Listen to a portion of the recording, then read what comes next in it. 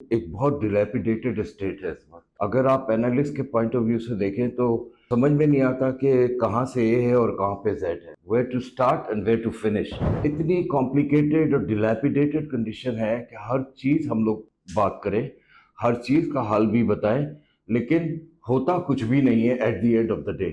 میں ایک بات کہوں گا کہ آپ نے جب کازز تلاش کی کہ کیا پرابلمز کیا ہے, وہ ڈیپتھ کیا ہے جس کی وجہ سے کراچی اپنے انفراسٹرکچر کو کھو رہا ہے, اپنی انڈسٹریز کو کھو رہا ہے, اپنے رن ویز کو کھو رہا ہے, اپنے روڈز کو کھو رہا ہے, اپنی ہائی ویز کو کھو رہا ہے, اپنی ڈیولپمنٹ کو کھو رہا ہے, سٹیز کو کھو رہا ہے. یہاں کے لوگ ساری ساری رات جاگتے ہیں, تھکی ہوئی بسوں پہ چھت پہ چڑھ کے جاب پہ جاتے ہیں, جان سے کھیلتے ہیں, پھر انہی بسوں میں سارا دن سوچتے ہیں کہ ہمیں بچوں میں واپس بھی جانا ہے. مطلب یہ کہ ایک بڑی کٹھن سی زندگی ہے. اگر اس کے کاز اور مین ریزن کی طرف ہم جائیں تو ہم دیکھیں کہ انسٹیٹیوشنل کیپیسٹی کہیں مسنگ ہے ہماری, اور وہ خاص کر کے کراچی شہر کی مسنگ ہے. جب تک کیپیسٹی بلڈ نہیں ہوتی, دیکھیے دوسرے شہروں میں انہوں نے اپنی کیپیسٹی, پروونشل گورنمنٹ ہو, لوکل گورنمنٹ ہو, انہوں نے اپنی کیپیسٹیز بلڈ کی ہیں اور اپنے شہروں کو ڈیولپ کیا ہے. ہم اپنی کیپیسٹی بلڈ کرنے میں کہیں نہ کہیں کمزور ضرور ہیں, جس کی وجہ سے آج کیا ہو رہا ہے, آج کا کامن مین, آج کا سٹیزن آف کراچی